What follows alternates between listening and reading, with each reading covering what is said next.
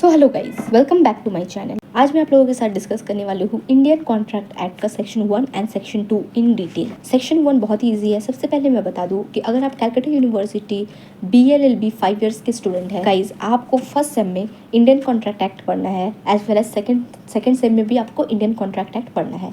Indian contract में अगर बात करें तो सेक्शन 1 to 75 आपको फर्स्ट सेम में पढ़ना है। रेस्ट जो कि चैप्टर 8 यानी कि सेक्शन 124 से 238 तक आपको पढ़ना है इन सेकेंड सेमेस्टर। सेक्शन 1 में सबसे पहले अगर आप इंडियन कॉन्ट्रैक्ट एक्ट का बेयर एक्ट ओपन करेंगे तो ये है आपका एक्ट 9 ऑफ 1872। मतलब कि एक्ट 9 मतलब 1872 ईयर में जितने सारे लॉज आए हैं उनमें ये जो इंडियन कॉन्ट्रैक्ट एक्ट है ना, ये 9 नंबर पे आता है। ठीक है। प्रीएम्बल कुछ नहीं होता गाइस। प्रीएम्बल में बस थोड़ा मेन पार्ट्स जो एक ओवरऑल ये मतलब क्या ऑब्जेक्ट रहा, ठीक है, क्यों ऑब्जेक्टिव ऑफ दिस एक्ट, क्यों ये बनाया गया, ये सब लिखा हुआ है। सो गाइस सेक्शन 1 आपका बात करता है शॉर्ट टाइटल। प्रिलिमिनरी में आपको शॉर्ट टाइटल मिलेगा। शॉर्ट टाइटल आपको हर एक बेयर एक्ट के सेक्शन 1 में आपको शॉर्ट टाइटल एंड एक्सटेंट मिलेगा। इसका मतलब यही होता है कि दिस एक्ट में be called Indian contract act. इस एक्ट को हम इंडियन कॉन्ट्रैक्ट एक्ट कहेंगे। इसका कमेंसमेंट कहाँ पर हुआ है, इसको एक्सटेंड कहाँ तक किया गया, यही सब बताता है हमेशा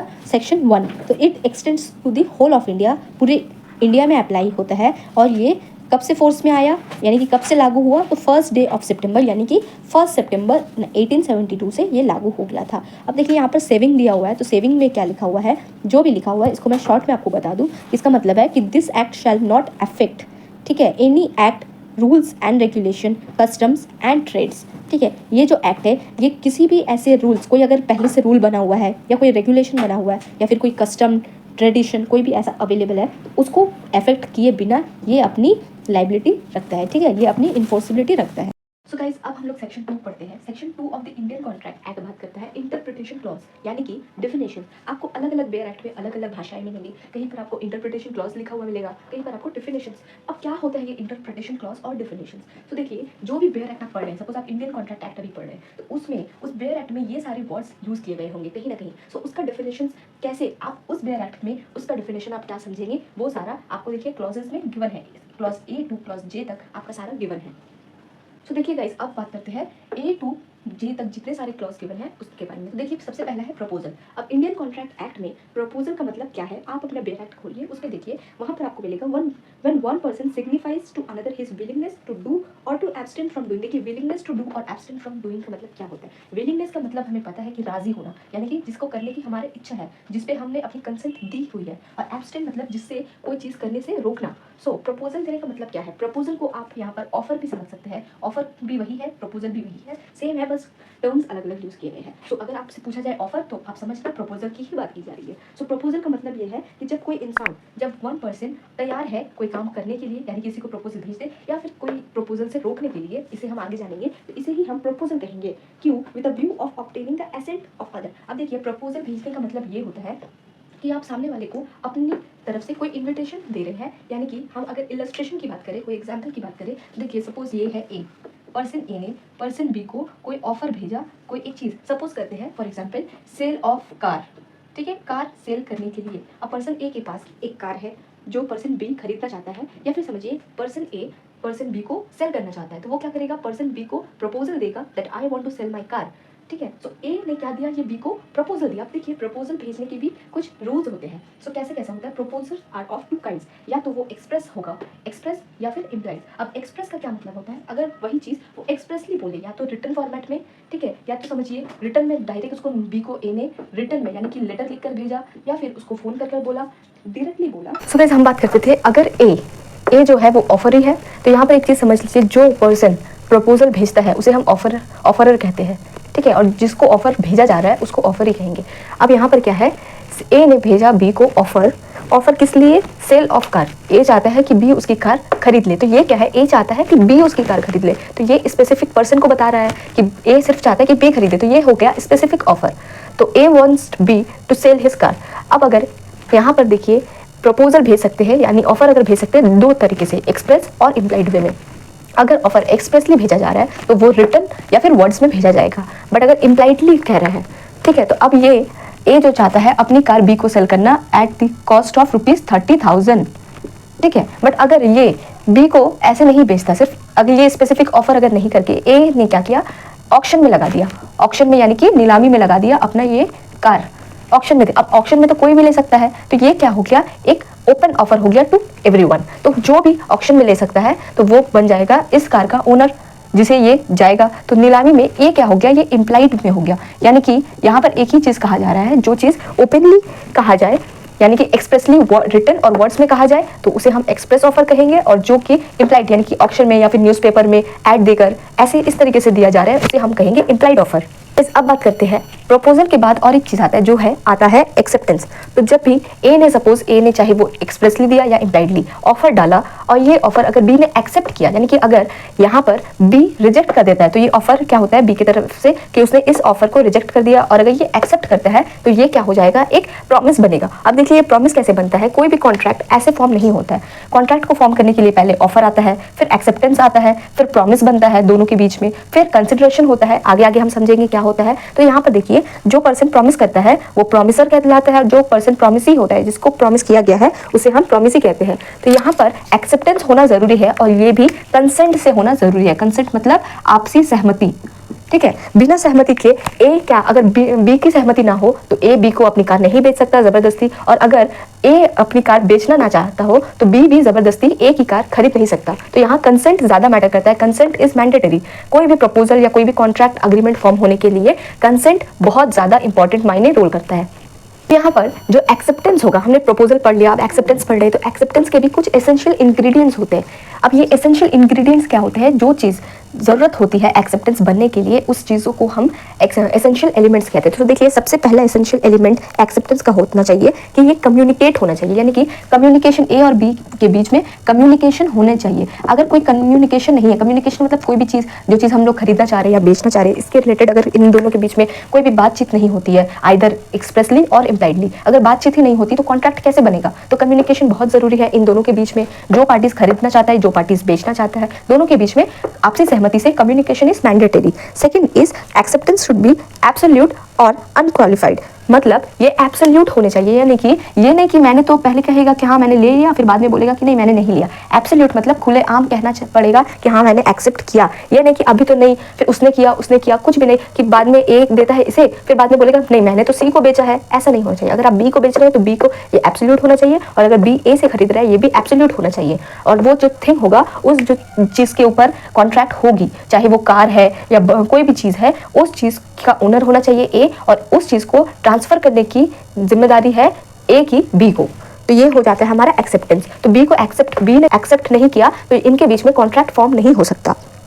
नेक्स्ट आता है essential elements, acceptance should be made while the offer is still subsistent. अब समझिए ए ने कहा कि वितिन, ए ने एक न्यूज़पेपर में, एग्जाम्पल से कहते हैं, ए ने न्यूज़पेपर में ये कहा कि ए अपनी कार है उसको सेल करना चाहता है किसी भी पर्सन को। सो उसने टाइम दिया 1 महीना, 1 मंथ, 1 महीना का टाइम दिया ए ने कि जिसको भी खरीदना है मुझे 1 फरवरी से पहले मुझे कम्युनिकेट करें, यानी मुझे बताना जिसे भी खरीदना है। 1 फरवरी के बाद मैं अपनी कार किसी को भी नहीं बेचूंगा।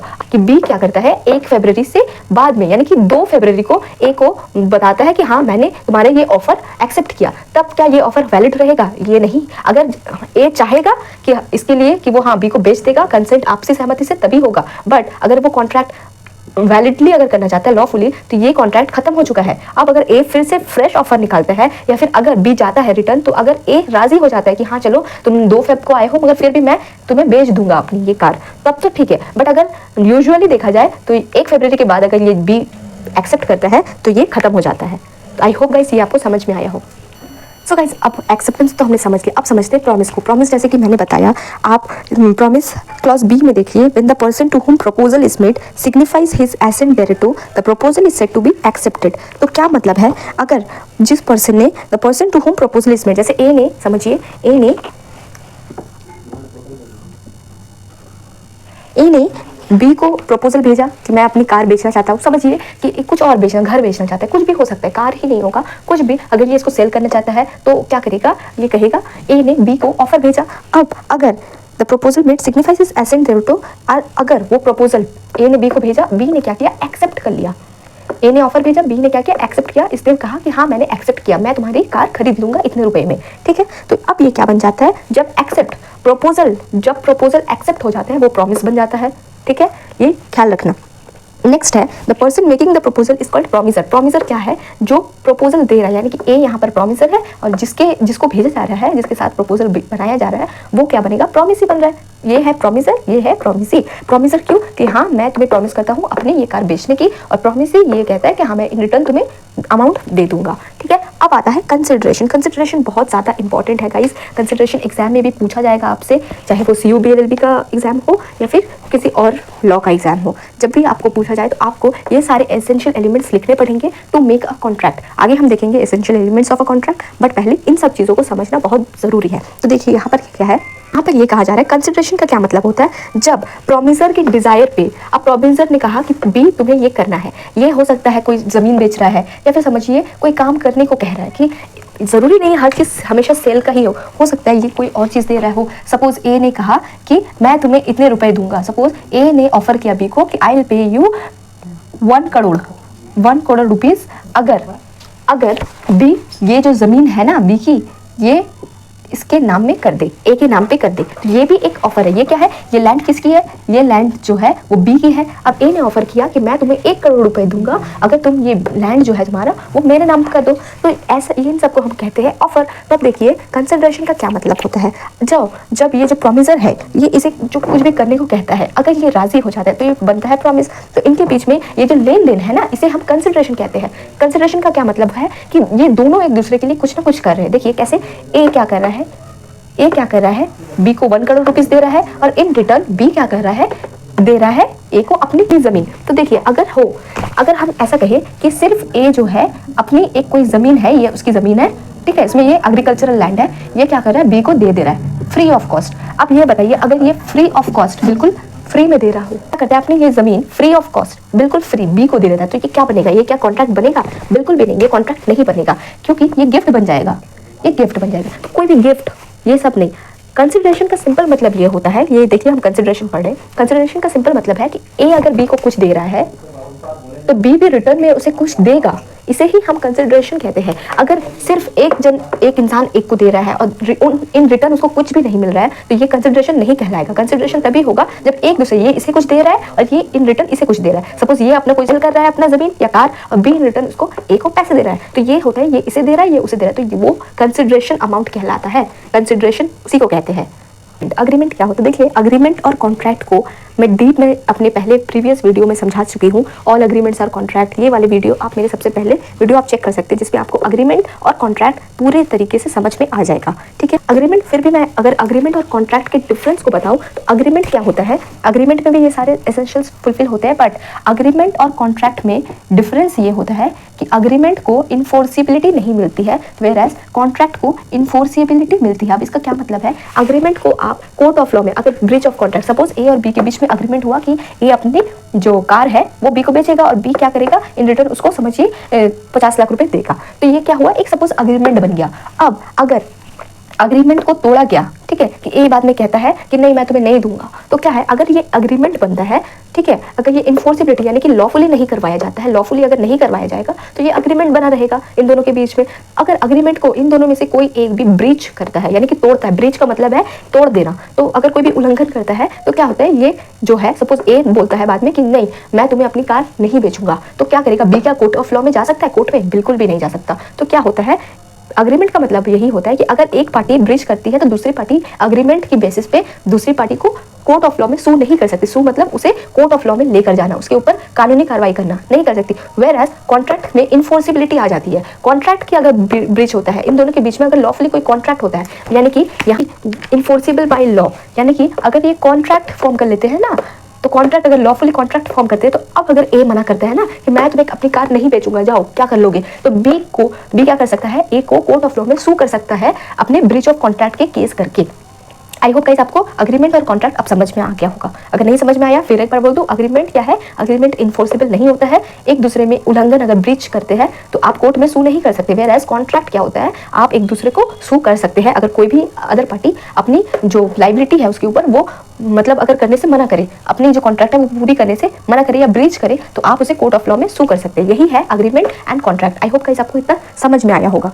Reciprocal promises. रेसिप्रोकल प्रॉमिस क्या होता है? यहाँ पर देखिए रेसिप्रोकल प्रॉमिस का मतलब ही ये होता है कि जब promises which form the consideration और पार्ट ऑफ द कंसिडरेशन। अब देखिए, ए ने जैसे इसको कहा कि मैं तुम्हें अपनी कार बेचूंगा, ठीक है, बी ने कहा कि मैं इसे 50 लाख रुपए में खरीद लूंगा, 50 लाख में खरीद लूंगा, बट बी ने क्या किया, हाफ पैसा दे दिया। समझिए, बी ने क्या किया, 25 लाख रुपीस ए को पे कर दिए।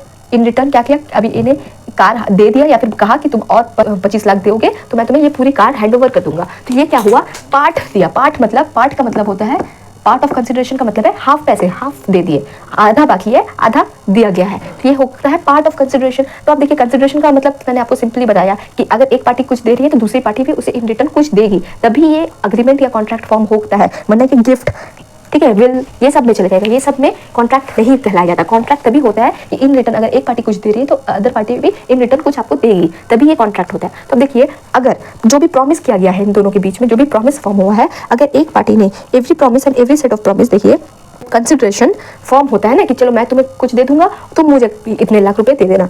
अब ये अगर हाफ भी पेमेंट हो जाती है तब भी इसे हम रेसिप्रोकल प्रॉमिस कहेंगे। यानी कि एक ने कहा कि मैं तुम्हें कार दे दूंगा, तो दूसरे ने भी रेसिप्रोकल मतलब उसने भी उल्टा एक प्रॉमिस किया। ए ने प्रॉमिस किया, सिंपली अगर कहे तो ए ने प्रॉमिस किया कि मैं तुम्हें अपनी कार सेल करूंगा, ये ए की तरफ से हुआ, बी के लिए ये कंसिडरेशन कहलाएगा। अब बी ने कहा कि चलो मैं तुम्हें अभी 25 लाख दे देता हूँ, तो ये क्या हुआ, पार्ट कंसिडरेशन, आधा दे दिया पैसा ए को और कहा कि बाकी जो 25 लाख है वो मैं तुम्हें 2-3 दिन बाद, एक हफ्ते बाद दे दूंगा। तो ये अगर दोनों में से कोई भी अगर पार्ट कंसिडरेशन करे या फुल कंसिडरेशन करे, तभी हम उसे कहते हैं रेसिप्रोकल प्रॉमिस। यानी कि एक ने जब कहा कि मैं कुछ करूंगा, दूसरे ने भी कहा कि मैं कुछ करूंगा, ठीक है, करा, समझिए कि हाफ डन कर दिया, पूरा नहीं दिया, हाफ भी दे दिया, फिर भी हम इसे रेसिप्रोकल प्रॉमिस कहेंगे। यानी कि दोनों ने ही प्रॉमिस किया, प्रॉमिस क्या है, दोनों की तरफ से ही हो रहा है, इसने भी प्रॉमिस किया और इसने भी प्रॉमिस किया, तभी ये रेसिप्रोकल प्रॉमिस कहलाता है। अब देखिए गाइस, वॉइड क्या होता है। देखिए, वॉइड का मतलब बहुत लोग क्या होता है ना, बहुत स्टूडेंट वॉइड एंड वॉइडेबल में कंफ्यूज होते हैं, तो ये बेसिक आपको यहीं पर क्लियर होगा। अगर आप यहाँ पे क्लियर नहीं करेंगे तो बाद में आपको वॉइड एंड वॉइडेबल कॉन्ट्रैक्ट समझ नहीं। हालांकि गाइस, मैंने अपनी एक वीडियो में वॉइडेबल कॉन्ट्रैक्ट, वॉइड कॉन्ट्रैक्ट, ये सारा आपको वैलिड कॉन्ट्रैक्ट, ये तीनों टर्म्स को अच्छे से वीडियो में बिल्कुल डिटेल में कवर किया है। और अगर आप वो वीडियो देखते हैं तो आपको आंसर राइटिंग में भी बहुत हेल्प मिलेगा कि अगर एग्जाम में आपसे डेफिनेटली पूछा जाता है कि void, valid and voidable contract क्या होते हैं या फिर अग्रीमेंट क्या होते हैं, तो आप क्या लिखेंगे, क्या केस लॉज लिखेंगे, सारा सब कुछ मैंने अपनी उस वीडियो में डाला है। आप वॉइड कॉन्ट्रैक्ट मेरी उस वीडियो को जरूर चेक करना, आपको पूरी तरीके से समझ में आ जाएगा। फिर भी मैं यहाँ पर एक ओवरऑल आपको थोड़ा सा बता देती हूँ कि वॉइड और वॉइडेबल में क्या फर्क है। सबसे पहले तो देखिए, वॉइड क्या होता है। वॉइड का मतलब होता है जीरो। अगर मैं इसको सिंपली लैंग्वेज में कहूँ तो वॉइड का मतलब होता है जीरो। अब जीरो का क्या मतलब हो रहा है, देखिए, जो भी अग्रीमेंट जो कि इन्फोर्सिबल बाय लॉ नहीं है उसे हम वॉइड कहेंगे, ठीक है। सपोज कोई भी अग्रीमेंट आप दोनों ने किया, क्योंकि वो क्या है, अग्रीमेंट जिसको कोई ऐसा अग्रीमेंट, अब अग्रीमेंट, बहुत लोग ये कहेंगे कि अग्रीमेंट क्यों, हम तो कॉन्ट्रैक्ट करेंगे। बहुत लोग हमेशा ऐसा होता है ना कि अग्रीमेंट करके रुक जाते हैं। अग्रीमेंट से एक स्टेप प्लस वन, मतलब एक स्टेप दूर कॉन्ट्रैक्ट रहता है। इसको अच्छे से समझिए, अग्रीमेंट से एक स्टेप दूर, जस्ट वन हैंड डिस्टेंस रहता है कॉन्ट्रैक्ट। बट अग्रीमेंट और कॉन्ट्रैक्ट में जमीन आसमान का फर्क है। अग्रीमेंट को आप कोर्ट में नहीं ले जा सकते, वेरएस कॉन्ट्रैक्ट को ब्रीच अगर किया जाए तो आप कोर्ट में सू कर सकते हैं सामने वाली पार्टी को। तो अग्रीमेंट और कॉन्ट्रैक्ट में बहुत ही मेजर डिफरेंस है, ठीक है। अब देखिए, अग्रीमेंट जो होता है ना, जिसको हम इन्फोर्सिबिलिटी नहीं मिली है, अगर ब्रीच हो जाए तो इसे हम कोर्ट ऑफ लॉ में अदर पार्टी को सू नहीं कर सकते, तो ये क्या होता है, हमेशा से वॉइड रहता है। अच्छा, यहाँ पर और एक चीज है, अगर आप किसी भी कोई भी छोटा बच्चा है, उसके साथ अग्रीमेंट फॉर्म करते हैं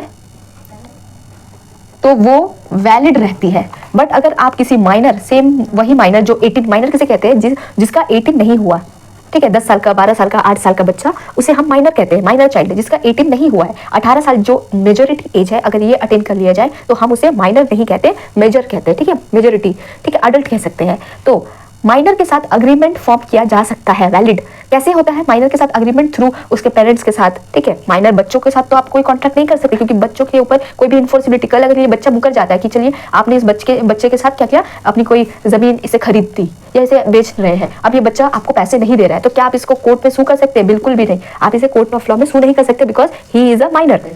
बट अगर ये माइनर 18 क्रॉस करके आपके साथ कोई कॉन्ट्रैक्ट या अग्रीमेंट कर रहे हैं, अग्रीमेंट के इन केस में आप तो उसे नहीं कर सकते, बट माइनर के साथ कॉन्ट्रैक्ट जब मेजर हो जाता है तब आप उसके साथ कॉन्ट्रैक्ट कर सकते हैं, बट माइनर के साथ आप कॉन्ट्रैक्ट नहीं कर सकते हैं, माइनर के साथ आप कॉन्ट्रैक्ट नहीं कर सकते। ये रहता है आपका वॉइड, अब क्या समझ आपको, आई होप आपको समझ में आया होगा गाइस। देखिए माइनर के साथ आप अग्रीमेंट कर सकते हैं उसके पेरेंट्स को लेकर, ठीक है, क्योंकि वो इन्फोर्सेबल नहीं होता है, बट कॉन्ट्रैक्ट तो एक अपना वजन रखता है ना। तो कॉन्ट्रैक्ट आप माइनर के साथ कॉन्ट्रैक्ट अगर करते हैं तो वो शुरू से ही वॉइड रहता है, यानी कि वॉइड रहेगा शुरू से ही।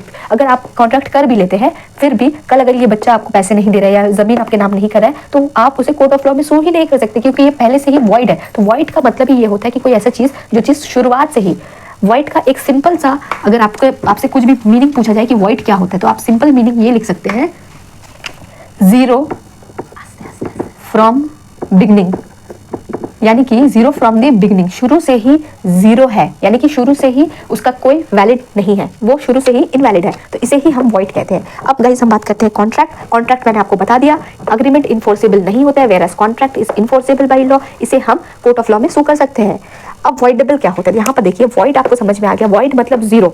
वॉइड मतलब जब भी आपको वॉइड समझ में आ जाए कि कोई भी चीज वॉइड है, वॉइड का मतलब वो शुरू से ही जीरो है, जीरो है, zero from the very beginning. ऐसा कोई भी केस क्या होता है, ऐसा कोई भी केस शुरू से ही जीरो होता है, ठीक है। तो वॉइड कॉन्ट्रैक्ट, वॉइड अग्रीमेंट, शुरू से ही उसकी कोई भी वैल्यू नहीं रहती, वैल्यू उसकी बिल्कुल भी जीरो रहती है। वेयरएज वॉइडेबल का मतलब होता है ये 50-50 रहता है, यानी कि 50-50 का रेशियो है।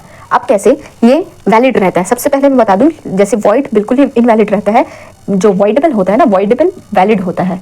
अब कैसे, आधा वॉइड है आधा वैलिड है, कैसे देखिए, वॉइडेबल का मतलब होता है उस person agreement which is enforceable by law at option of other parties, ठीक है। अब देखिए दो पार्टी के बीच में अग्रीमेंट फॉर्म हुआ है, ठीक है, दो पार्टी के बीच में अग्रीमेंट फॉर्म हुआ, कोई भी कॉन्ट्रैक्ट हुआ है सपोज, तो अब क्या है, इस पार्टी के ऊपर है कि ये अगर चाहे तो इसको वैलिड भी कर सकता है और इनवैलिड भी कर सकता है, यानी कि अगर ये पर्सन चाहे तो कोई भी एक कॉन्ट्रैक्ट है उसको वैलिड भी बना सकता है, इसके ऊपर है, अगर ये चाहे तो वैलिड कर सकता है और अगर ये चाहे तो इसे वॉइड बना सकता है, ठीक है। तो इसे ही हम कहते हैं वॉइडेबल कॉन्ट्रैक्ट। आप guys voidable contract, void contract को डिटेल में मेरी उस वीडियो में देख सकते हैं। Last but not the least, clause J हमारा कहता है एंडिंग ऑफ कॉन्ट्रैक्ट। इसका क्या मतलब है, एंडिंग ऑफ कॉन्ट्रैक्ट का मतलब ये है, अगर सिंपली हम समझे तो आप अपने बेयर एक्ट को ओपन करके देखिए, ए कॉन्ट्रैक्ट विच सीज का मतलब होता है, यहाँ पर कुछ टर्म्स आपको लॉ समझने के लिए टर्म समझना है। सीज का मतलब होता है एंड हो जाना, खत्म हो जाना, ठीक है।